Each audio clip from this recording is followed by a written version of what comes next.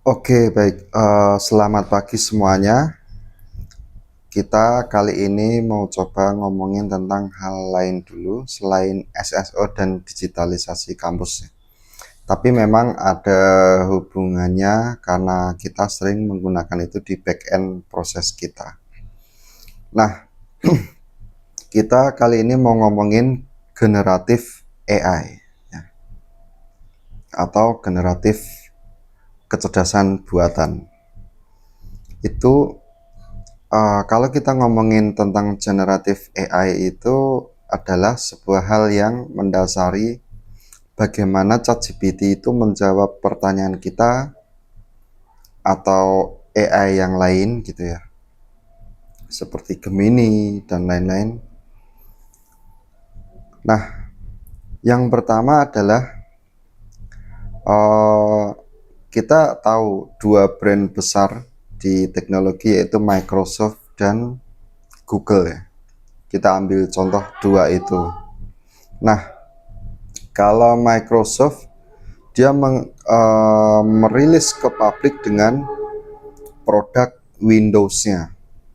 Yang paling umum digunakan adalah itu. Bahkan alat-alat atau alat-alat khusus, mesin ATM dan lain-lain itu pun pakai Windows gitu.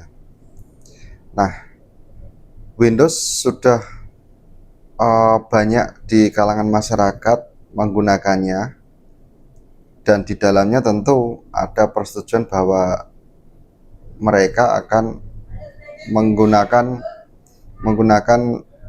kegiatan keyboard kita untuk improvement performance, untuk improvement knowledge di Windows itu sejak dari zaman dulu itu terekam. Dan Google juga menggunakan Android-nya yang dirilis ke HP, tentu lebih banyak juga yang pakai pastinya. Jadi dari rekaman-rekaman data uh, yang direkam di device-device tersebut, di laptop, di HP, itu semua di mining dulu sama mereka. Nah, setelah mendapatkan data yang banyak sekali dari puluhan tahun yang lalu, ya, bahkan dari sejak 1900 berapa gitu ya. Nah, itu mereka punya simpanan kalimat-kalimat ketikan orang, kalau orang ngobrol itu gimana, kalau orang mengetik itu gimana, dengan bahasa formal itu gimana. Begitu juga dengan Gemini, misalnya dari Google, itu yang terekam data-data dari handphone kita. Bahkan sampai ada isu bahwa suara kita pun terekam, ya tentunya akan jadi teks, ya. Semua itu harus menjadi data dulu, ya. Jadi string atau jadi teks. Jadi nanti outputnya memang banyak, ada jadi integer dan ada jadi matrix.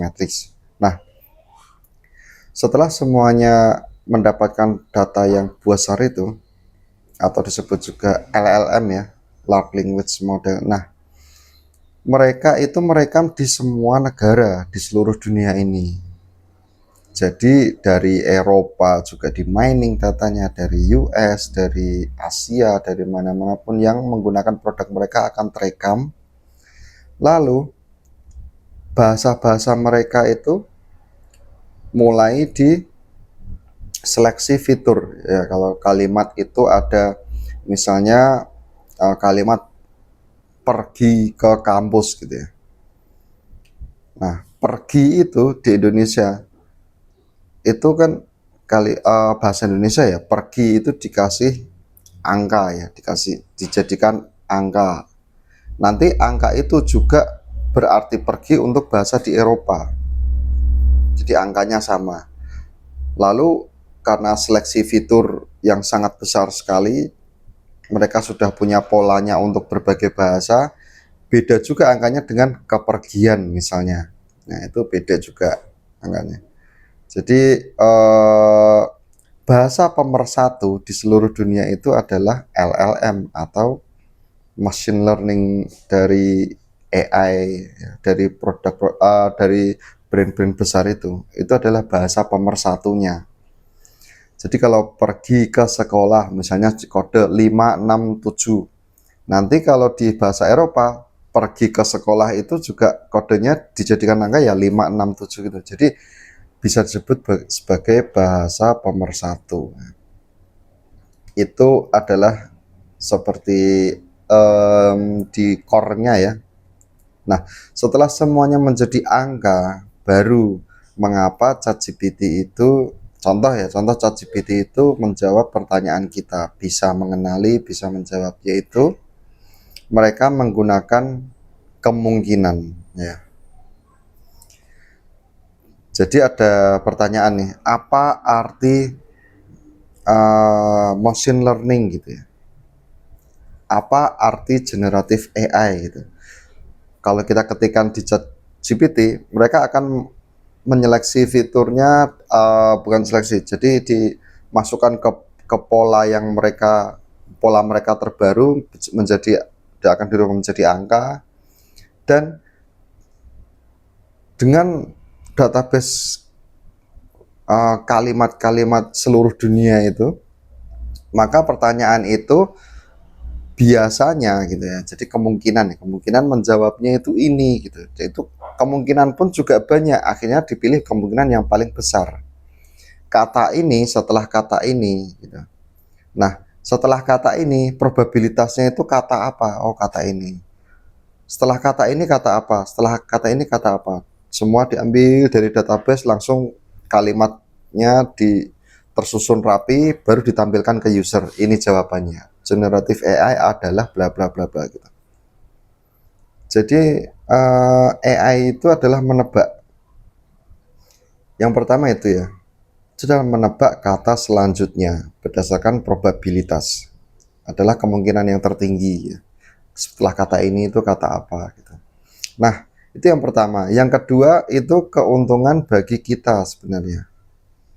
Jadi contohnya kalau di dunia kampus gitu ya, kita membuat sebuah materi, sebuah tema pertemuan, di saat itu temanya apa sih? Misalnya kita ngomongin tentang sistem arsitektur.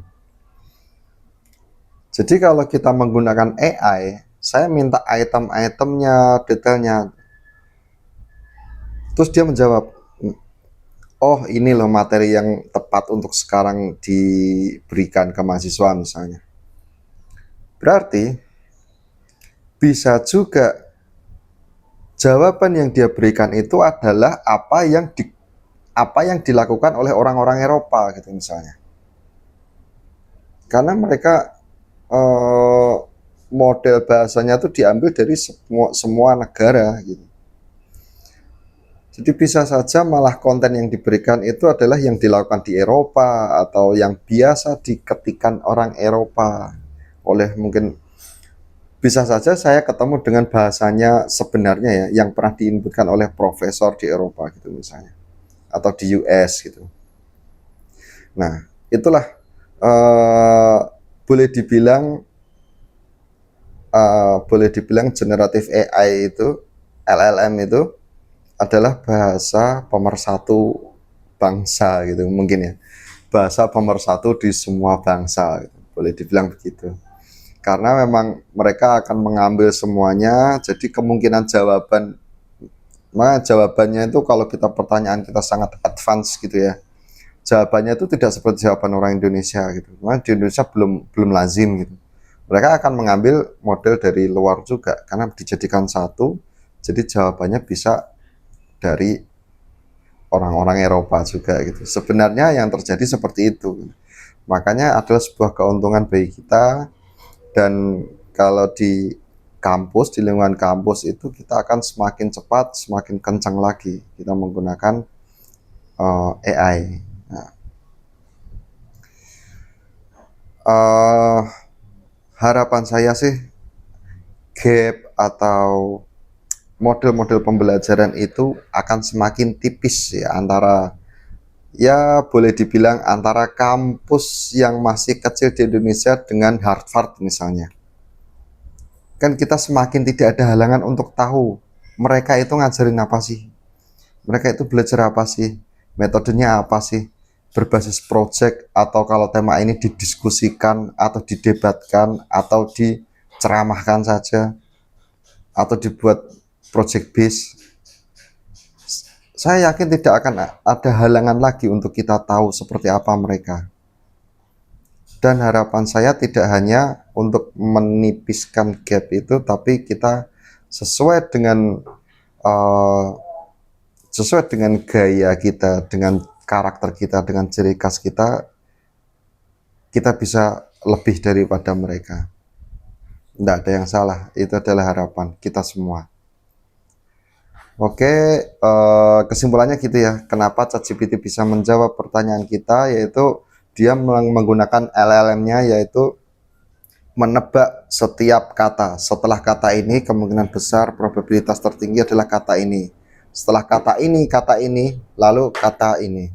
Ketiga. Keempat juga, kalau kata 1, 2, 3-nya ini, maka kata keempat biasanya gini. Nah, itulah cara ChatGPT menjawab pertanyaan kita.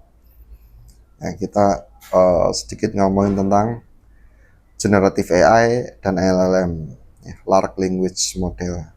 Sampai ketemu di video selanjutnya. Terima kasih.